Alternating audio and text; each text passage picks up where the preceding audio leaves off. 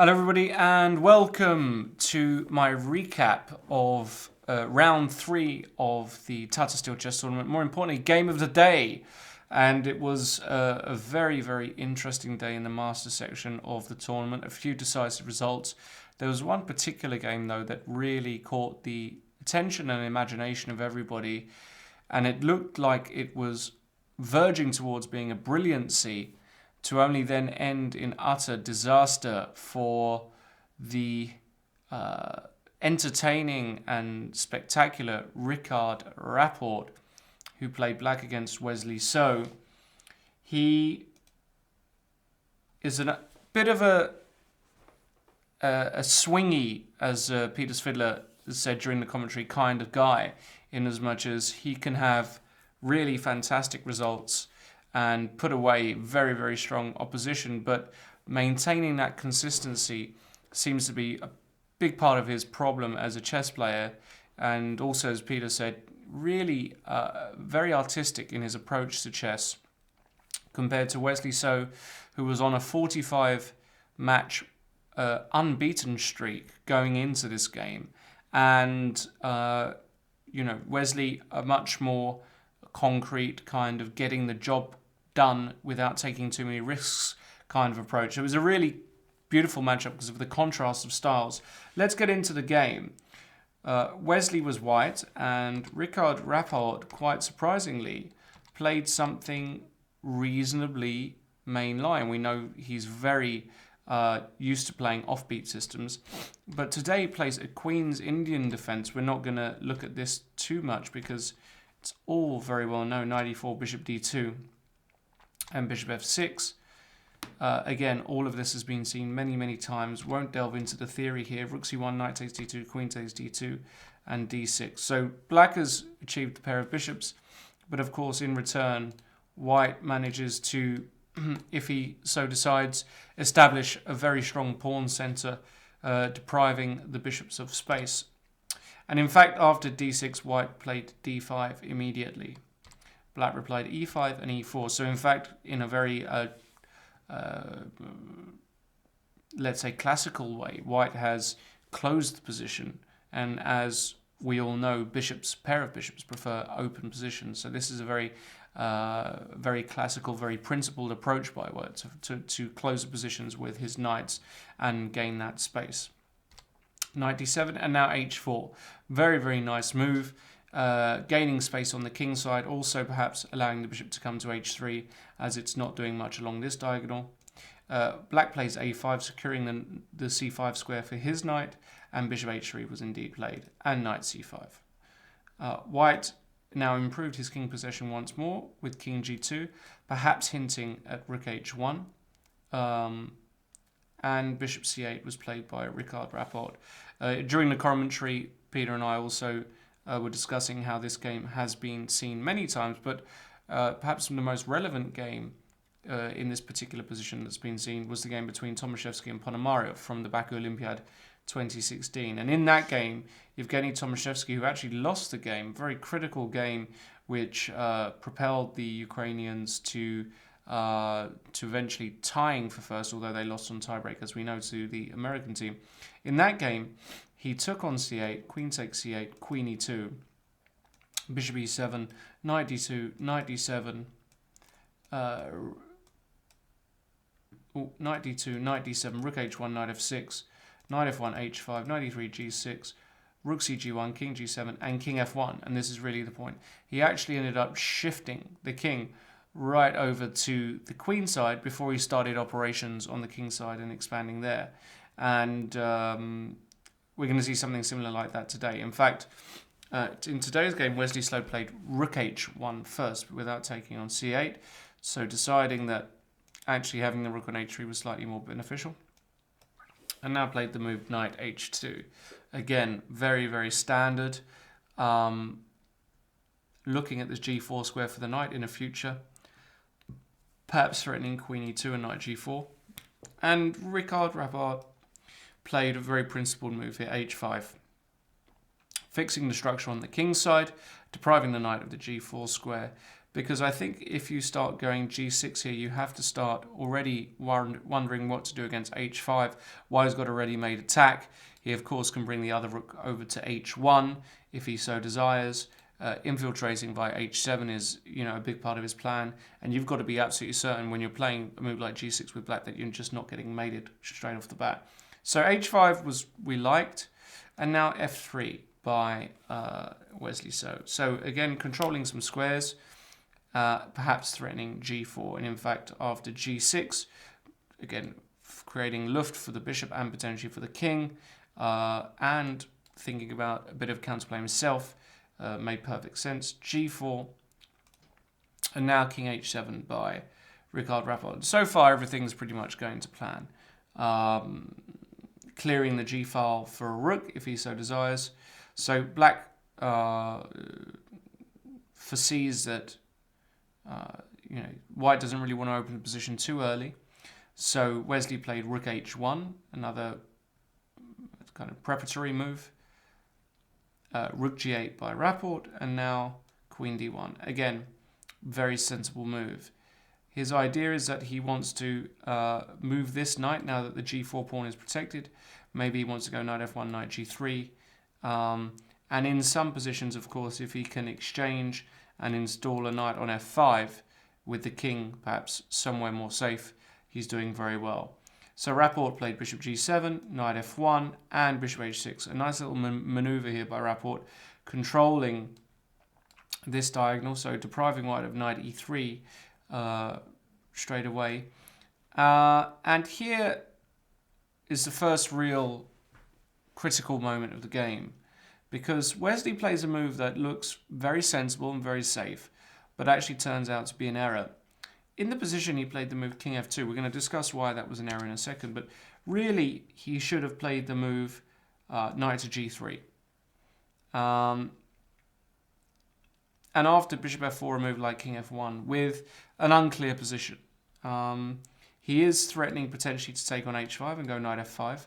And as we'll see, compared to the game, there's a huge difference here, because in the game after king f2, Rapport played the absolute the ice cold cooler move that kind of sends shivers down your spine when you're playing, because if you're Wesley So in this particular position as white, okay, objectively things are pretty level, but it's really Wesley who's the one who's kind of calling the shots at the moment. He's the one who's going to be dictating play, which pieces go to which squares, but not after the next move, because Rapport unleashes the beautiful artistic bishop c1, which is a stunning move because black actually just threatens to take on b2 and weaken this square for the knight. And the problem is, of course, queen takes c1, knight d3 check picks up a queen, so you can't do that.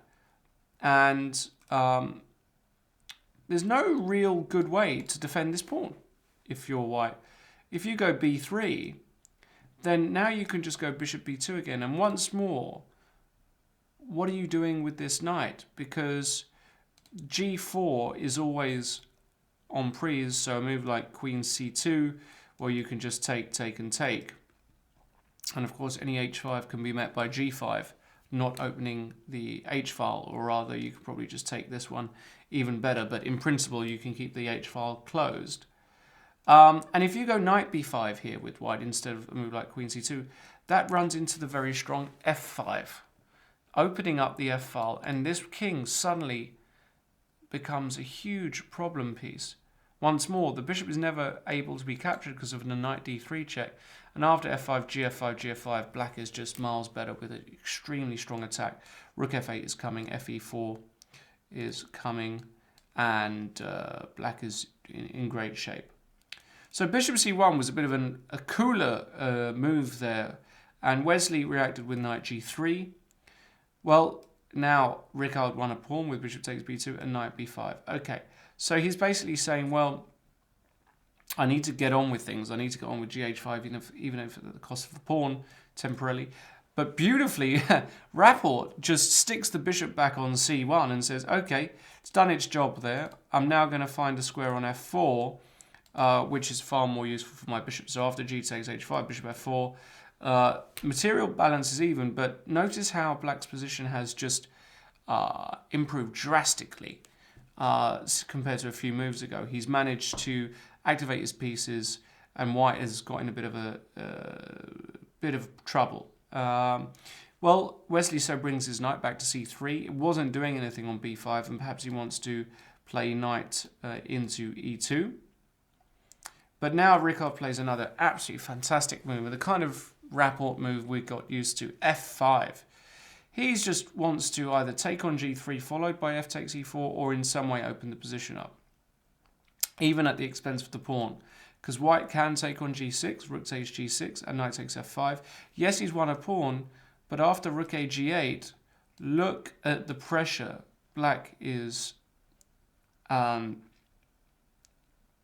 exerting on the g-file.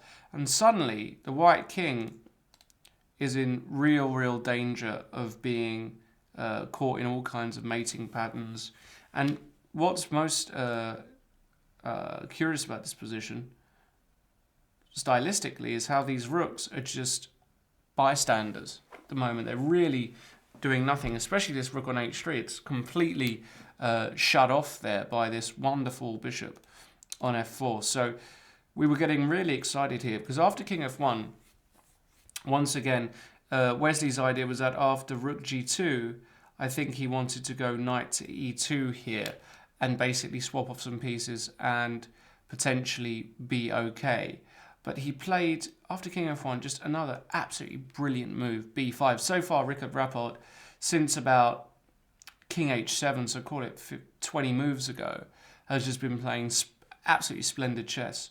b5, brilliant move. Why is it a brilliant move? Well, the point of it is that if you play knight takes b5, you distract the knight away from the c2 square. And after rook g2, let's say the knight comes back to c3, the simple rook d2 followed by knight d3 and rook f2 is curtains. It's game over. It's just mate. So black gains an important tempo if the knight takes on b5. So here, instead of that, Wesley actually played c takes b5, which is not better at all. Probably he should have fought on with a move like knight e2 here, but it was already getting very difficult, and takes is hardly the scenario Wesley wanted, with queen b5 and knight d3 coming, but it's probably better than what happened, because after c takes b5 and now rook g2, black once again threatens rook d2 followed by knight d3. So Wesley played queen b1, and here we start to approach just one of the strangest meltdowns of the tournament so far, because Rapport is in complete control here. All he has to do is to play the move rook to d2, continue with the same plan of going knight d3 and rook f2 check. So natural. And even after rook g1, which is Wesley's idea, you can just take that off and play knight d3 again. And all you need to do is land a queen over to the g-file, and it's mate. So queen f1, queen e8, king h1 is not possible because of knight f2 check. And there's just nothing to be done here. It's just signing the score sheets, because this check is devastating all of these pieces in the attack. You've got a knight on c3 here, which is not doing anything. The knight on f5 looks pretty, but it's not helping. And this poor rook on h3 is just hopeless. So rook d2 would have just been a very simple victory for Rickard. But he starts to play some very strange moves. First, he plays queen f7, which doesn't lose in itself. But after knight e2, suddenly it feels like he's thrown a lot of the advantage away, because you can't play this rook d2 and knight d3 stuff. But then, perhaps the most bizarre move of the entire game, and a real shame, because I'm a big Rickard Rapport fan. I think his creativity is to be admired, but it's these kind of moves and decisions he makes which is really stopping him from going to the next level. Because he played queen g6. Now, from our understanding here, about 20 minutes left on the clock in the game, and this move is just an all-out blunder. He has to find another move in this position. Perhaps the move c6 was also a very interesting move. The idea being that if you take on c6 with the pawn, you can actually play the move Queen A7. This could be done on previous moves, of course, with a nasty X-ray down to F2, and any sort of knight move, knight takes E4, for example, would almost certainly lead to mate. So after C6, maybe white has to go B6, but a sample line here, C takes D5, B7, and now even after D4, you can get some crazy lines like this, and queen takes A2 check with perpetual check. So, you know, he didn't have to go completely bonkers here, but queen G6, how he could play this move after such a short time, running into the simple knight E7, and there's unfortunately no check or sequence against the king that helps black here, and it's just losing now. So from being +4 3 moves ago, he's now -4, and Wesley, on a 45 game winning streak, didn't mess this one up. Rook F2 check was tried. What else? King takes F2, Queen G2 check, King E1, and now Rook G3, the last throw of the dice. But after Rook takes G3, Queen takes H1, Bishop takes G3 check, doesn't help. Knight takes G3, Queen takes G3, and King D2. King E2, Queen G2 check, King E3. There are no more good checks, and the knight can't get in, and that's that. So Queen takes H1, really the only move. Rook G1, Queen takes F3, and Knight takes F4 by Wesley getting rid of. He is a full rook up now. Queen E3 check.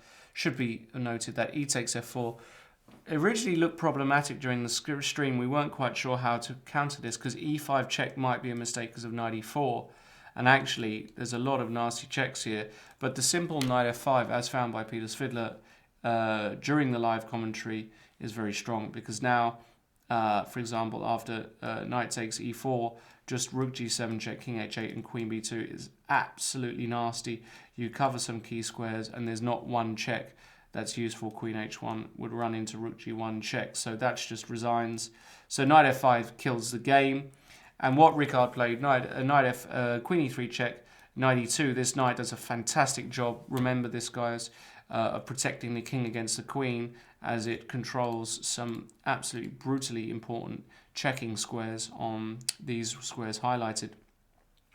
So Knight E2 and Knight D3 check was now met by the clinical Queen takes D3. Beautiful stuff by Wesley So.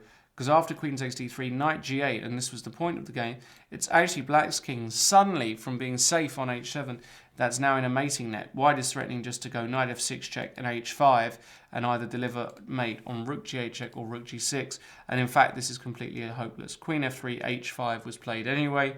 Of course, Queen takes H5, Knight F6 check wins the Queen. And there's nothing you can do against Rook G6, Knight F6 and Rook G8 mate. This knight does a superb job of blocking the checks. King H8 was played, Rook G6, Queen H1, only one check, Knight F6, 2 checks, Queen and King E3, and there's just nothing to be done here.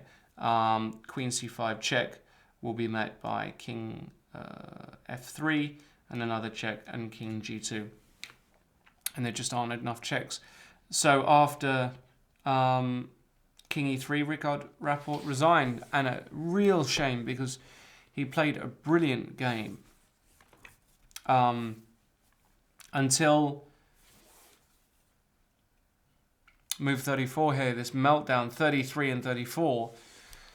And it means that he's now on -2 in the tournament, and I think this could really take the wind out of his sails. He's going to have to find a lot of power deep inside his loins if he's going to make sure this tournament doesn't turn out to be a disaster. Whereas Wesley So, well, the good run and the running good, as poker players say, doesn't really stop.